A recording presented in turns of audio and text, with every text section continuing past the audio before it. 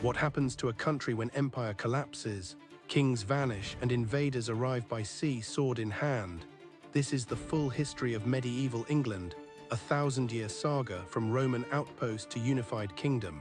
It's a relentless transformation shaped by war, religion. Before kings wore crowns, tribal chieftains wielded axes.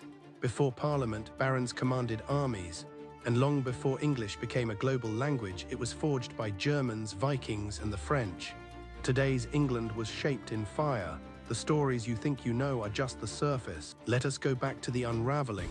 In 410 AD, the Roman Empire officially abandoned Britain. Soldiers left, roads decayed, trade collapsed. Everything the Romans built, cities, aqueducts, law, vanished. What came next was not peace, but panic and fragmentation.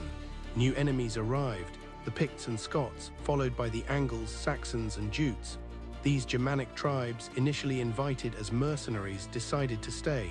Their arrival marked the death of Roman Britain and the violent birth of Anglo-Saxon England. New kingdoms emerged: Mercia, Northumbria, Wessex. The map constantly shifted, borders and kings rarely lasting. In this chaos, one name surfaced: Arthur. Was he a real Roman-trained warlord fighting the Germans, or a myth of hope? We don't know. But his legend would echo through centuries, just like the invasions that kept coming. By the 600s, 7 kingdoms dominated Britain: Wessex, Mercia, Northumbria, East Anglia, Essex, Sussex. This was the heptarchy, 7 rulers constantly jostling for control. Not a united England, but a patchwork of independent, often hostile polities. Kings were crowned, killed, replaced. Warfare was governance. Amid the chaos, culture took root. The Anglo-Saxons were illiterate pagans, but by the 7th century, Christianity swept through, beginning with Kentish King Ethelred. Why convert? Power. The Church offered literacy, diplomacy, and legitimacy, connecting these kingdoms to Christian Europe and Rome. Still, Christianity brought tension between Irish monks and Roman bishops. The Synod of Whitby in 664 AD settled it. Roman Christianity would dominate. This move toward uniform doctrine helped shape a national identity. But the biggest threat wasn't spiritual, it was Scandinavian: the Viking storm. In 793 AD, a new terror arrived. Viking raiders struck Lindisfarne Monastery, slaughtering monks and looting gold. It was a signal.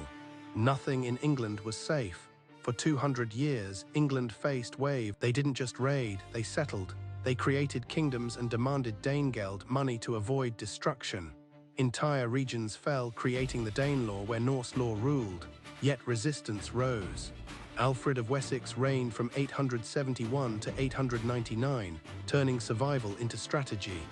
He restructured the military, built fortified towns, and committed his title, Alfred the Great, the only English king to earn it. His legacy was more than defense. He sowed the idea of a unified England, not just a land, but a people speaking with one voice. That dream, however, was still under siege. In 1066, one battle, after Edward the Confessor's death, 3 men claimed the throne, but Duke William of Normandy changed everything. At Hastings, Norman knights clashed with Anglo-Saxon shield walls. King Harold fell, and England was lost to the invader. Conquest was just the beginning.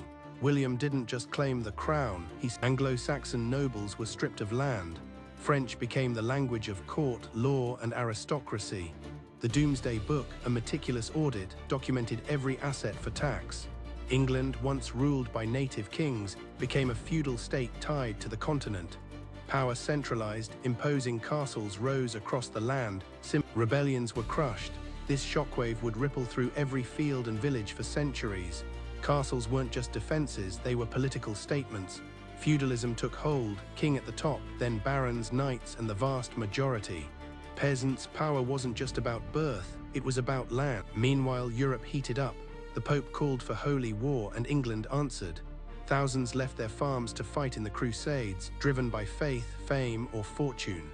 Back home, life remained grindingly hard for peasants who owed work and loyalty to their lords.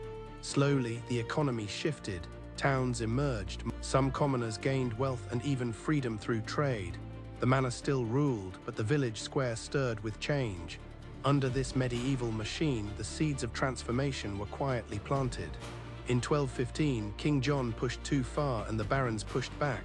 He taxed them dry, lost wars, and they forced his hand. The Magna Carta wasn't a call for democracy, It was a feudal tantrum, but its message stuck. The king was not above the law. It outlined that taxes needed consent, justice could not be sold or denied. Even monarchs could be checked. From this charter grew the slow, stubborn idea that the English Parliament, initially just an advisory council, began to take shape, not overnight but undeniably. A monarch's word was no longer final.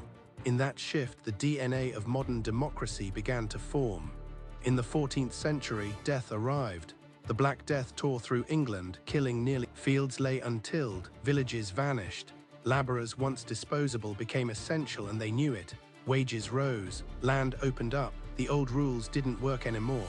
The Peasants' Revolt of 1381 was the breaking point.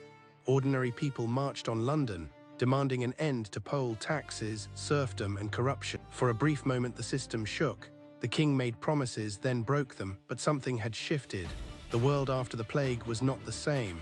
Power began to tilt, not just between nobles and kings, but between rulers and the ruled. Two families, one crown, the House of Lancaster, the Red Rose, and the House of York, the White Rose, plunged England into civil war for 3. The Wars of the Roses were a chaotic series of betrayals and throne grabs. Kings rose and fell like chess pieces. At its heart was the question, who had the right to rule? The war ended at Bosworth Field in 1485 when Henry Tudor defeated King Richard III. His victory was symbolic. A new dynasty was born, bringing the medieval age to a close and ushering in. What did medieval England leave behind? The obvious. Castles and cathedrals still tower over the land, echoes of a feudal past. But its deeper legacy is in the systems we still live under today. The idea that a ruler is bound by law, that taxation requires consent, that commoners can influence power.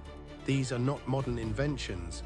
They are medieval solutions. The English language, shaped by Germanic roots, Viking tongues, and Norman French, became a hybrid built for storytelling and diplomacy.